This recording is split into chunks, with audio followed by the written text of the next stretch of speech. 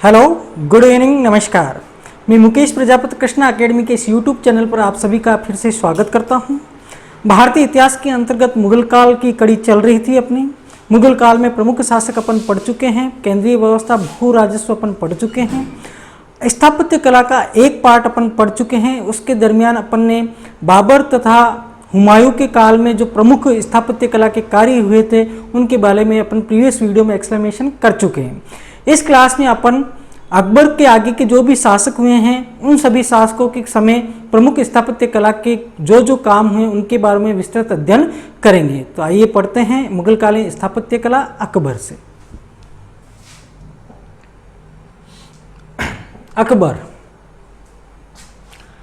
अकबर की स्थापत्य कला के अंतर्गत सबसे प्रमुख आता है आगरा का लाल किला। ध्यान रखना, लाल किले दो हैं, एक आगरा में है, एक दिल्ली में। अकबर ने जो बनाया था वो आगरा का लाल किला बनाया था। अकबर ने जो बनाया था वो आगरा का लाल किला बनाया था। अब इस अकबर के द्वारा निर्मित आगरा के लाल किले में खास बात क्या है कि इसमें दो दरवाजे हैं। एक को कहा जाता है दिल्ली दरवाजा तथा दूसरे को कहा जाता है अमर सिंह दरवाजा। अब इस जो आगरा का लाल किला है इसका जो वास्तुकार था वह था कासिम खान। कौन सा खान था? कासिम खान था। तथा इस आगरे के दुर्ग के अंदर जहांगीर का महल है जो कि हिंदू शैली में निर्मित है, मतलब हिंदू शैली में बनाया गया। जैसे कि मुगल सारे माउंटेन हैं तो जो बनाने की शैली थी वह हिंदू शैली थी। इस आगरे के दुर्ग में जहांगीर का महल है जो कि किस शैली में है? हिंदू शैली में। आफ्टर देन कहा जाता है कि ग्वालियर के राजा मानसिंह के महलों की जो नकल करके जहांगीर के महल को आगरा के दुर्ग में बनाया गया। अकबर के शासनकाल की प्रमुख इमारत है स्थापत्य कला के अंतर्गत आगरा का किला। आगरा शहर है वो यमुना नदी के किनारे स्थित है। प्रमुख वास्तुकार कासिम खां है। जहांगीर का महल है जो कि ग्वालियर के राजा मानसिंह की नकल है एक तरह से। आफ्टर देन दो दरवाजे, दिल्ली दरवाजा और अमर सिंह दरवाजा, ये है अकबर के शासनकाल की पहली इमारत। उसके बाद में अगली इमारत आती है अकबर के शासनकाल की, वह आती है हुमायूं का मकबरा। कौन सा मकबरा? हुमायूं का मकबरा। अब देखना इसमें क्या होता है। इस हुमायूं के मकबरे का जो वास्तुकार है वह है मीरक मिर्जा गियास। यह प्रमुख वास्तुकार हैं हुमायूं के मकबरे के। आफ्टर देन इस मकबरे का निर्माण 1564 ईस्वी में हुमायूं की बेगम थी एक जिसका नाम था हाजी बेगम। कौन सी बेगम? हाजी बेगम। हाजी बेगम के द्वारा इस मकबरे का निर्माण 1564 में करवाया गया। कई पुस्तकों में आपको 1570 भी मिलेगा जो कि गलत है। ऑथेंटिक डाटा इसके 1564 सही है। हाजी बेगम द्वारा बनाया गया जो कि हुमायूं की पत्नी थी तथा अकबर की सौतेली मां थी। इस हुमायूं के मकबरे को वफादार बीबी की महबूबाना पेशकश भी कहा जाता है। वफादार बीबी की महबूबाना पेशकश इस हुमायूं के मकबरे को कहा जाता है। जब इसका निर्माण होता है इससे पूर्व हुमायूं की डेथ हो जाती है। आफ्टर देन हुमायूं, जैसे अपन हुमायूं पढ़ा था अपने मुगल काल के अंतर्गत, तब उस वीडियो में मैंने एक्सप्लेनेशन किया था कि हुमायूं जो लगभग 10-12 वर्षों तक घूमता भटकता रहा, ईरान इराक गया था, तब उसकी एक पत्नी थी हाजी बेगम। इस हाजी बेगम के द्वारा इस हुमायूं के मकबरे का निर्माण 1564 में करवाया गया और इस हुमायूं के मकबरे को वफादार बीबी की महबूबाना पेशकश भी कहा जाता है। आफ्टर देन इसकी खास बात यह है कि इसे ताजमहल की पूर्वगामी इमारत कहा जाता है। ये जो टाइम पीरियड है इस दरमियान ताजमहल का निर्माण अभी तक नहीं हुआ है। ताजमहल का निर्माण आगे अपन पढ़ेंगे शाहजहां में, तब ताजमहल का निर्माण होगा। अब जो ये हुमायूं का मकबरा है इस हुमायूं के मकबरे को ताजमहल की पूर्वगामी इमारत भी कहा जाता है। ध्यान रखना, आगे मैं एक्सप्लेन करूंगा कि दक्षिण का ताजमहल कौन सा है प्लस ताजमहल की पूर्वगामी इमारत कौन सी है, ओरिजिनल ताजमहल कौन सा। अभी आप इतना सा ध्यान रखना, हुमायूं के मकबरे को ताजमहल की पूर्वगामी इमारत भी कहा जाता है। पूर्वगामी इमारत मतलब ताजमहल जैसी इमारत पहले भी बन चुकी है। आफ्टर देन इस हुमायूं के मकबरे पर खास बात क्या है, इस पर ईरानी प्रभाव दिखता है। ईरानी प्रभाव कैसे? चारबाग शैली जो कि ईरानियों की स्थापत्य कला के अंतर्गत मुख्यतः आती है। आफ्टर देन यह चबूतरे पर निर्मित है। इस पर जो गुंबद है वो दोहरा गुंबद है। आफ्टर देन इसमें जो यूज किया गया है वो संगमरमर का प्रयोग भी किया गया। जैसे कि अपन ताजमहल के बारे में आगे एक्सप्लेन करूंगा। ताजमहल में भी मकराना राजस्थान से संगमरमर ले जाया जाता है। आफ्टर देन वहां संगमरमर लगाया जाता है, तो इसमें भी ईरानी प्रभाव के अंतर्गत इसमें भी पूर्व में संगमरमर का उपयोग हो चुका है। आफ्टर देन फारसी एवं स्वदेशी, ईरानी भी हैं, फारसी भी हैं, प्लस स्वदेशी भी हैं, इस शैली से ये निर्मित हैं। जहांगीर के महल हैं वह हिंदू शैली के, ये हैं स्वदेशी शैली तथा फारसी शैली प्लस संगमरमर का यूज भी इसमें कर रखा है। आफ्टर देन 1993 में यूनेस्को एक विश्व स्तर की एक संस्था है जो पुरातात्विक महत्व के जो भी इमारतें होती हैं उनका संरक्षण करती हैं। यूनेस्को के द्वारा 1993 में इस इमारत को, किस इमारत को, हुमायूं के मकबरे को विश्व विरासत में शामिल किया गया, वर्ल्ड हेरिटेज में इसको शामिल किया गया। आफ्टर देन अपन मॉडर्न हिस्ट्री पढ़ते हैं तो 1857 की क्रांति पढ़ते हैं। 1857 की क्रांति में पढ़ा जाता है कि तत्कालीन दिल्ली के गवर्नर हडसन के द्वारा अंतिम मुगल शासक बहादुर शाह जफर को हुमायूं के मकबरे से ही पकड़ा जाता है, प्लस बहादुर शाह जफर के साथ में उसके बेटे और पोते भी होते हैं, इनको हुमायूं के मकबरे से पकड़ा जाता है। वापस रिपीट कर रहा हूं, हुमायूं का मकबरा, वास्तुकार मीरक मिर्जा गियास है। आफ्टर देन 1564 में हाजी बेगम, जो कि अकबर की सौतेली माँ थी, हुमायूं की पत्नी थी, हाजी बेगम के द्वारा यह बनाया जाता है। इस हुमायूं के मकबरे को वफादार बीबी की महबूबाना पेशकश कहा जाता है, वफादार बीबी की महबूबाना पेशकश कहा जाता है। इसे ताजमहल की पुरोगामी इमारत भी कहा जाता है। इस पर ईरानी प्रभाव देखने को मिलते हैं। फॉर एग्जाम्पल यहाँ चारबाग शैली है, चबूतरे पर निर्मित है, दोहरा गुंबद है तथा संगमरमर का प्रयोग कर रखा है। इसमें फारसी स्वदेशी शैली का यूज कर रखा है। 1993 में यूनेस्को द्वारा इस इमारत को विश्व विरासत वर्ल्ड हेरिटेज में शामिल किया गया था। एक बार यूपी टेट में एक क्वेश्चन पुट हुआ था कि हुमायूं के मकबरे को विश्व वर्ल्ड हेरिटेज में कब शामिल किया गया, तो ध्यान रखना 1993 में इसको विश्व विरासत में शामिल, वर्ल्ड हेरिटेज में इसको शामिल किया गया था। आफ्टर 1857 के रिवॉल्यूशन के अंतर्गत अंतिम मुगल बादशाह बहादुर शाह जफर को हुमायूं के मकबरे से ही पकड़ा जाता है। यह थी अकबर के शासनकाल की दूसरी इमारत। आफ्टर देन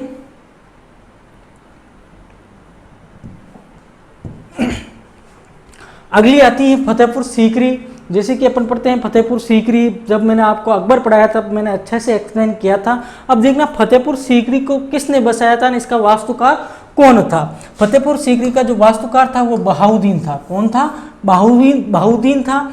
अब देखना 1571 में शेख सलीम चिश्ती के प्रति सम्मान प्रकट करने के लिए निम्नलिखित इमारतों का निर्माण अकबर के द्वारा करवाया गया। किसके द्वारा करवाया गया, अकबर के द्वारा निम्नलिखित इमारतों का निर्माण फतेहपुर सीकरी में करवाया गया था, जिसमें खास है दीवाने आम, दीवाने खास, जोधाबाई का महल, मरियम उस्मानी का महल, बीरबल का महल, खास महल तथा पंचमहल या हवा महल। ये पंचमहल या हवा महल है, ये पिरामिडों की तरह पिरामिड आकार का निर्मित है तथा इसकी जो मंजिला है, जैसे अपने जयपुर का हवा महल है वैसे ये 5 मंजिला है। कितने मंजिला है, 5 मंजिला है। तथा इसी फतेहपुर सीकरी में अकबर के द्वारा तुर्की सुल्तान की कोठी भी निर्मित करवाई जाती है। फतेहपुर सीकरी 1571 में शेख सलीम चिश्ती के प्रति सम्मान प्रकट करने के लिए अकबर के द्वारा निम्नलिखित इमारतों का निर्माण करवाया जाता है। अब इसमें से जो क्वेश्चन पुट अप होने की प्रोसेस है तो वो यह होता है, निम्नलिखित इमारतों में से कौन सी इमारत अकबर के द्वारा फतेहपुर सीकरी में निर्मित नहीं की गई। इनके अलावा जो भी आए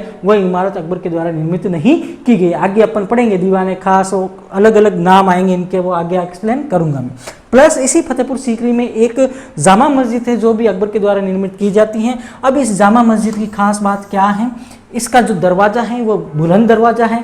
मैंने अकबर के वीडियो में एक्सप्लेन किया था कि अकबर गुजरात अभियान में जाता है तथा विजय के फलस्वरूप फतेहपुर सीकरी में एक दरवाजे का नाम निर्माण करवाता है जिसे बुलंद दरवाजा कहा जाता है। यह बुलंद दरवाजा है जो फतेहपुर सीकरी में स्थित जामा मस्जिद का मुख्य दरवाजा है, बुलंद दरवाजा। आफ्टर देन शेख सलीम चिश्ती की दरगाह का निर्माण भी इसी में करवाता है। आफ्टर देन इसमें इस्लाम खां के मकबरे का निर्माण भी करवाता है। अब देख रहे हैं इस जामा मस्जिद को फतेहपुर सीकरी वाली जामा मस्जिद को एक इतिहासकार हुए हैं फर्ग्यूसन। कौन सा सन, फर्ग्यूसन। इस जामा मस्जिद को, जामा मस्जिद 3-4 आगे एक्सप्लेन करूंगा मैं, अभी आप इतना से ध्यान रखना। फतेहपुर सीकरी वाली जामा मस्जिद को इतिहासकार फर्ग्यूसन के द्वारा पत्थर से रूमानी कथा की संज्ञा दी गई है। ध्यान रखना, पत्थर से रूमानी कथा। एक बार सेपरेट क्वेश्चन पुटअप हुआ है कि निम्नलिखित में से किस इतिहासकार के द्वारा फतेहपुर सीकरी में स्थित जामा मस्जिद को पत्थर में रोमानी कथा की संज्ञा दी है, तो वो इतिहासकार हैं फर्ग्यूसन। ये थी अकबर के शासनकाल की तीसरी स्थापत्य कला या तीसरी विशेषता। उसके बाद में अकबर ने प्रमुख किलों का भी निर्माण करवाया था, जिसमें प्रमुख किलों में सबसे पहला आता है अटक का किला, उसके बाद में आता है इलाहाबाद का किला, उसके बाद में आता है लाहौर का किला। ये 3 किले मुख्य हैं। और आफ्टर देन जो आपके काम का किला है वो है अजमेर का किला। कौन सा किला है, अजमेर का। अटक इलाहाबाद, लाहौर, अइला और अजमेर। अइला, इसको ऐसे ध्यान रखना, अइला, अटक, इलाहाबाद, लाहौर।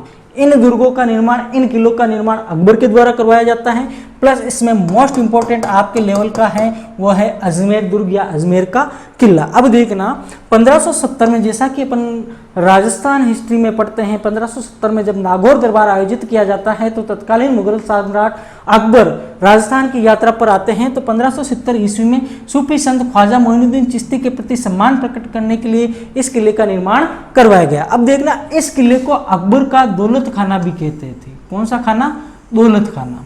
आफ्टर देन कालांतर में अंग्रेज आते हैं, 14 यूरोपियन अलग अलग आते हैं, उनमें अंग्रेज भी आते हैं। तो कालांतर में अंग्रेजों ने अपने हथियार रखना प्रारंभ कर दिया था, जिसके फलस्वरूप इसे मैगजीन दुर्ग भी कहा जाने लगा। कौन सा दुर्ग कहा जाने लगा? मैगजीन दुर्ग। अकबर ने इसको दौलत खाना नाम दिया था। आफ्टर देन कालांतर में अंग्रेज इसमें अपने हथियार रखने लग गए, इसलिए इसको मैगजीन दुर्ग कहा गया। और वर्तमान में इसे राजपुताना, कौन सा पुताना?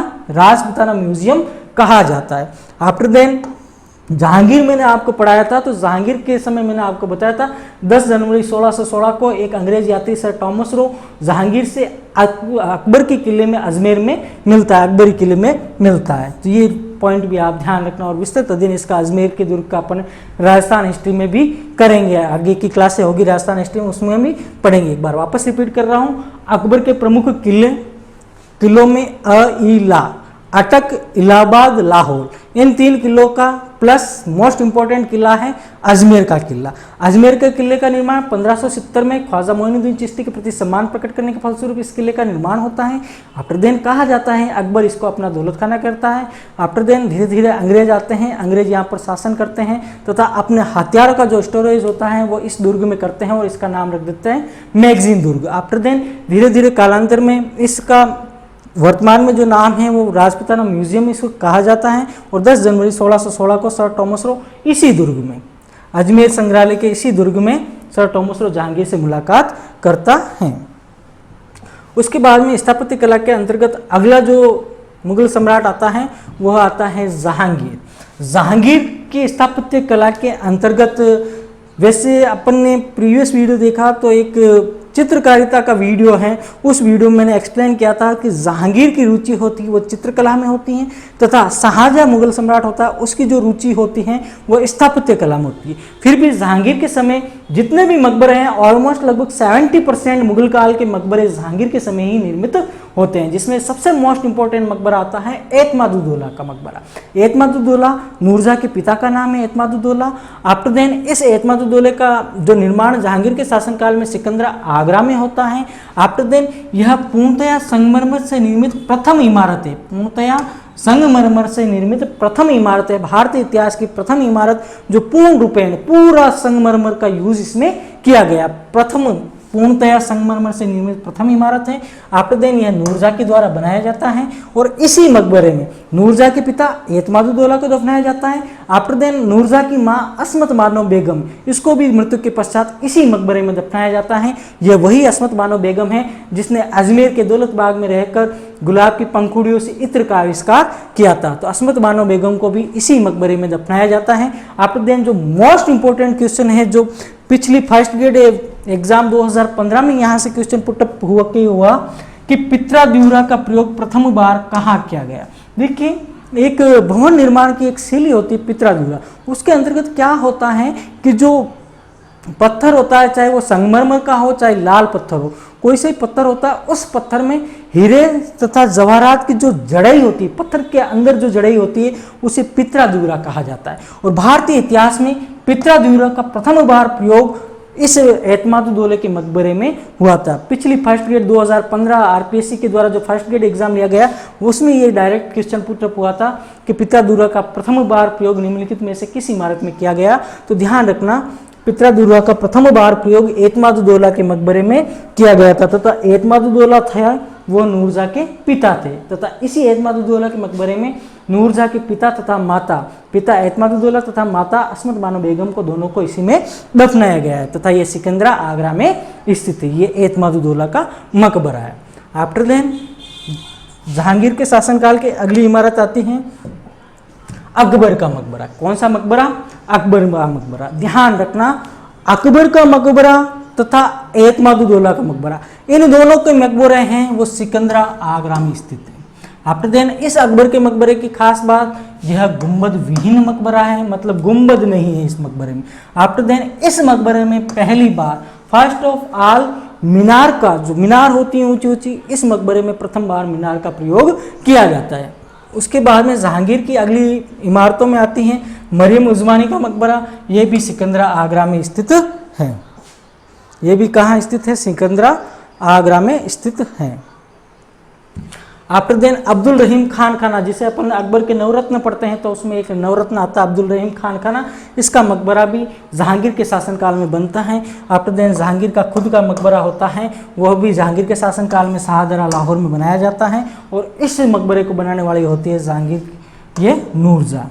इस मकबरे का निर्माण नूरजहाँ के द्वारा किया जाता है। जहांगीर के समय के सारे मकबरे, सबसे पहला एतमादुद्दौला का मकबरा, उसके बाद में अकबर का मकबरा, मरियम उज़मानी का मकबरा, अब्दुल रहीम खान खाना का मकबरा तथा अंतिम जहांगीर का खुद का मकबरा। जितने भी मकबरे हैं ना, सारे जहांगीर के समझ के चलो आप। उसके बाद में अगली जो स्थापत्य कला के बादशाह आते हैं वो हैं आपके शाहजहाँ। जैसे मैंने पूर्व में भी बताया था आपको, शाहजहाँ का शासनकाल होता है वो मुगल स्थापत्य कला का गोल्डन टाइम पीरियड होता है, मुगल स्थापत्य कला का स्वर्ण काल होता है। कई बार कहीं प्रतियोगी परीक्षा में एक सिंपल क्वेश्चन पुट होकर के आता है कि निम्नलिखित शासकों में से किस मुगल शासक का काल स्थापत्य कला का स्वर्ण काल कहलाता था। तो ध्यान रखना, स्वर्ण काल में स तो शाहजहाँ में स। शाहजहाँ का शासन काल है वो मुगल स्थापत्य कला का स्वर्ण काल है, तथा चित्रकारी का स्वर्ण काल होता है, गोल्डन टाइम पीरियड होता है, वो जहांगीर का होता है। अब देखना, शाहजहाँ के शासनकाल की प्रमुख इमारतों में पहली इमारत आती है वो आती है ताजमहल। एक कंसेप्ट यहाँ क्लियर करना, कई बार कई प्रतियोगी परीक्षाओं में क्वेश्चन पुटअप होकर आया है कि ताजमहल के वास्तुकार कौन थे। तो समझना आप, ताजमहल इसके जो वास्तुकार हैं वो हैं एरोनियो वेरोनियो, जो कि इटली निवासी है। कहाँ के निवासी हैं? इटली निवासी। एरोनियो वेरोनियो जो इटली के निवासी हैं। ये बात कौन कह रहे हैं? अंग्रेजी इतिहासकार। अंग्रेजी इतिहासकार कहते हैं जो ये ताजमहल है, इस ताजमहल का जो वास्तुकार है वो एरेनियो वेरोनियो है, जो कि इटली का रहने वाला है। इस बात को सपोर्ट करते हैं अंग्रेजी इतिहासकार। अंग्रेजी इतिहासकारों के अनुसार वास्तुकार ये हैं। आफ्टर देन इंडियंस हैं, इंडियंस हिस्टोरियन है, भारतीय इतिहासकार हैं, वो कहते हैं उस्ताद अहमद लाहौरी, यह ताजमहल के वास्तुकार हैं। आफ्टर देन इस उस्ताद अहमद लाहौरी को जहांगीर के द्वारा एक उपाधि दी जाती है जिसे कहा जाता है नादिर उल अश्न की उपाधि। अब ध्यान रखना, अभी लेटेस्ट यूपी के अंदर जो यूपी टेट का एग्जाम हुआ था उसमें ये क्वेश्चन पुटअप होकर आया था कि अंग्रेजी इतिहासकारों के अनुसार जो ताजमहल है उसके वास्तुकार कौन है। तो उसमें 4-5 ऑप्शन थे, जिसमें एक ऑप्शन एरेनियो वेरोनियो भी था जो कि इटली का निवासी था। ये कहते हैं अंग्रेजी इतिहासकार, तथा भारतीय इतिहासकार कहते हैं उस्ताद अहमद लाहौरी हैं, वो ताजमहल का वास्तुकार हैं। अब देखना, इस ताजमहल का निर्माण होता है वह उस्ताद ईसा की देखरेख में होता है। किसकी देखरेख में होता है? उस्ताद ईसा की देखरेख में इस ताजमहल का निर्माण होता है। तथा एक अब्दुल हक सिराजी हैं, इन्होंने इस ताजमहल पर कुरान की आयतें बनाई। कैसी आयतें बनाई? कुरान की आयतें बनाई अब्दुल हक सिराजी के द्वारा। आफ्टर देन इस ताजमहल में दोहरा गुम्बद है, किस आकार का? प्याज के आकार का। दोहरा गुम्बद है, किस आकार का है? प्याज के आकार का है। इस प्याज के आकार के दोहरे गुम्बद का निर्माण करवाता है इस्माइल खां। कौन सा खां? इस्माइल खां। यहाँ कंफ्यूज मत होना आप, कई बार एग्जामिनर यहाँ कंफ्यूज कर देता है स्टूडेंट को। एरोनियो वेरोनियो अंग्रेजी इतिहासकार कहते हैं ये वास्तुकार है। आफ्टर देन भारतीय इतिहासकार कहते हैं उस्ताद अहमद लाहौरी, उस्ताद ईसा की देखरेख में बनता है। अब्दुल हक सिराजी इस पर कुरान की आयतें लिखता है। तथा दोहरा गुम्बद प्याज के आकार का इस्माइल खां। ये अलग अलग नाम है, अच्छे से याद कर लेना आप इनको। 4 स्वतंत्र मीनारें मुख्य भवन से अलग हैं। 4 स्वतंत्र, 1 2 3 4, ये 4 1 2 3 4, ये 4 मीनारें हैं जो मुख्य इमारत हैं इससे अलग है। मुख्य इमारत ये है, इस मुख्य इमारत से ये अलग है। 4 स्वतंत्र मीनारें मुख्य भवन से अलग है। आफ्टर देन 4 बाग शैली। 4 बाग शैली से आशय ये होता है कि जो इमारत है, इमारत के आसपास में बाग बगीचे उगाना 4 बाग शैली कहलाती है। अब देखिए ताजमहल है, ताजमहल के आसपास में बाग बगीचे हैं, इसलिए इसमें चार बाग शैली यूज की गई है। अब इस चार बाग शैली को लाता कौन है, लगाता कौन है, तो एक रायमल माली, मालियों का काम रहा है शुरू से बागबानी करना। तो एक कश्मीर के माली थे अपने रायमल माली, इनके द्वारा इस ताजमहल के चारों तरफ चार बाग शैली का यूज किया जाता है। आफ्टर देन चबूतरे पर निर्मित, ये चबूतरे पर निर्मित है तथा इसमें जो संगमरमर यूज किया गया वो मकराना राजस्थान से लाया जाता है। आफ्टर देन इसमें भी पितरादूरा का प्रयोग होता है और इस पितरादूरा का प्रयोग करने वाले होते हैं मोहनलाल जी, ये सुनार थे मोहनलाल जी, इनके द्वारा इसमें पितरादूरा का मतलब हीरे, सोने चांदी की हीरे जवाहरात की जड़ाई कर दी जाती है अंदर, इससे पितरादूरा का प्रयोग मोहनलाल जी ने इसमें किया था। ये नामों में कंफ्यूज मत होना, आप अच्छे से रट्टा मार लेना इनका। चार बाग शैली रायमल माली, पितरादूरा मोहनलाल, दोहरा गुंबद इस्माइल खां, कुरान की आयतें अब्दुल हक सिराजी और उस्ताद ईसा की देखरेख में, प्लस भारतीय इतिहासकार और अंग्रेजी इतिहासकार इसके वास्तुकार कौन बताते हैं। स्क्रीनशॉट लेना चाहो तो आप ले लो इसका।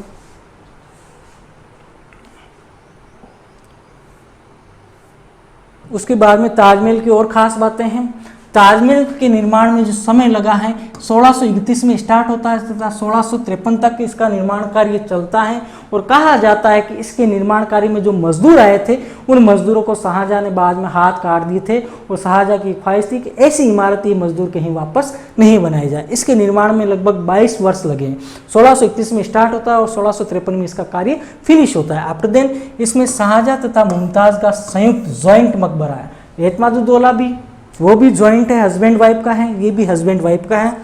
आप दें ताजमहल के बारे में कमिटमेंट आता है एक रविंद्रनाथ जी टैगोर का कि क्या होता है कि 1631-40 के मध्यस्थ भारत में अकाल जैसी स्थिति होती है, जिसके फलस्वरूप रविंद्रनाथ टैगोर का एक कमिटमेंट काफ़ी फेमस हो जाता है। RNT का अर्थ होता है रविंद्रनाथ टैगोर, रविंद्रनाथ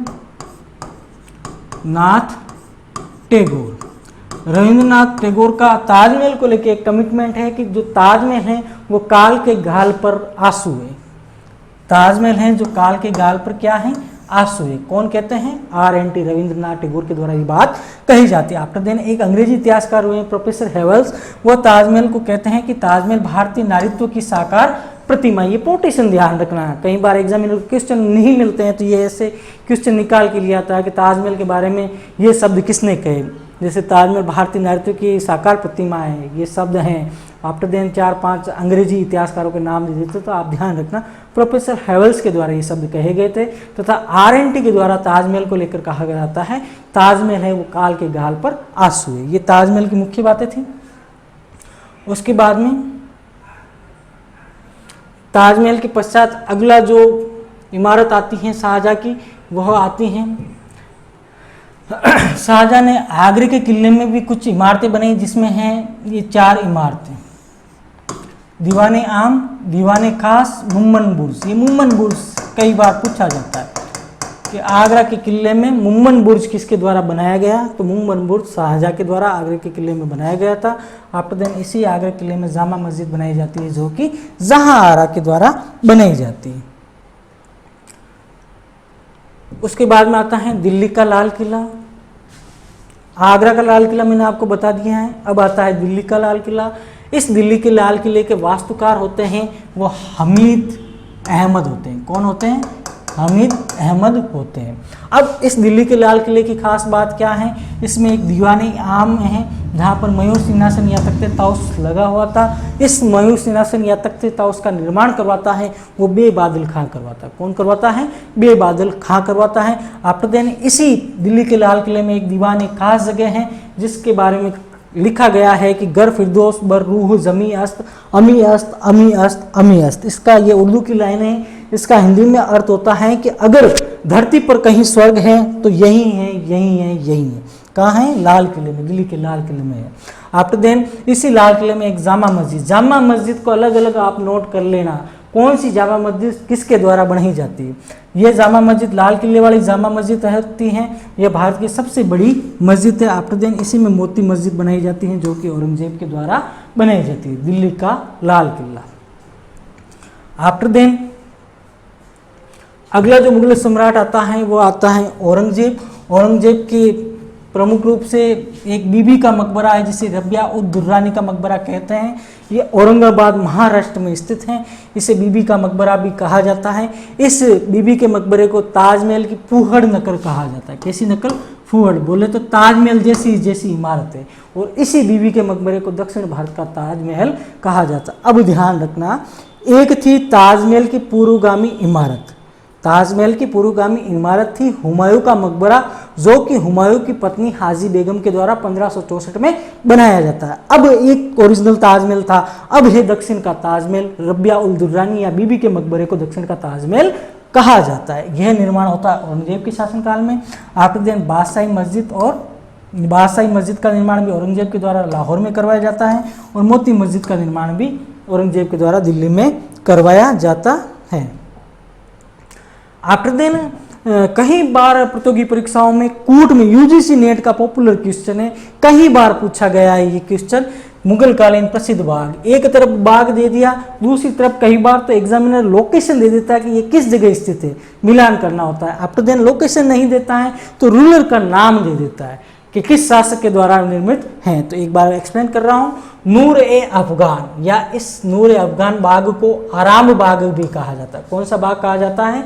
आराम बाग भी कहा जाता है। आराम बाग आगरा में स्थित है। कहाँ स्थित है?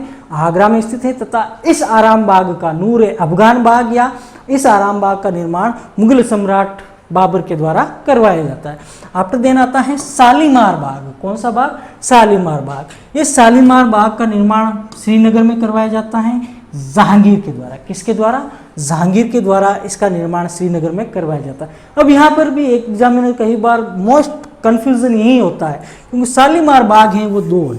कितने हैं? दो है। एक का निर्माण करवा रहा है जहांगीर, एक का करवा रहा है शाहजहां। एक जो शालीमार बाग श्रीनगर वाला है, जो ऊपर वाला है, वो तो करवा रहा है बड़ा वाला, मतलब जहांगीर शाहजहां से बड़ा है। श्रीनगर वाला है वो जहांगीर करवा रहा है, तथा लाहौर वाला जो शालीमार बाग है इसका निर्माण शाहजहां के द्वारा करवाया जाता है। यहीं पे एग्जामिनर अक्सर कंफ्यूज करता है आपको, और ऑलमोस्ट यहाँ की लोकेशन को लेके कंफ्यूज करता है। नाम तो दोनों सेम है, शालीमार बाग, शालीमार बाग। अगर पूछ लिया जाए शालीमार बाग श्रीनगर वाला तो वो बनाता है जहांगीर। अगर पूछ लिया जाए शालीमार बाग लाहौर वाला तो वो बनाता है शाहजहां। उसके बाद में आता है निशात बाग। कौन सा बाग? निशात बाग कश्मीर में स्थित है। ये भी शाहजहां के द्वारा बनाया जाता है। देखना, शालीमार बाग शाहजहां वाला कश्मीर में, नहीं लाहौर में। आफ्टर देन जहांगीर का शालीमार बाग श्रीनगर में, निशात बाग शाहजहां का कश्मीर में। उसके बाद में एक आता है पिंजौर बाग, या कई पुस्तकों में आपको ये नाम पिंजौरी बाग भी मिलेगा। पिंजौरी बाग, ये पिंजौरी बाग है, एक पिंजौर जगह है हरियाणा में, कुरुक्षेत्र से थोड़ा नीचे है, पिंजौर हरियाणा में। इस बाग का निर्माण औरंगजेब के द्वारा करवाया जाता है। किससे करवाया जाता है? औरंगजेब के द्वारा। स्क्रीनशॉट ले लीजिए इसका आप।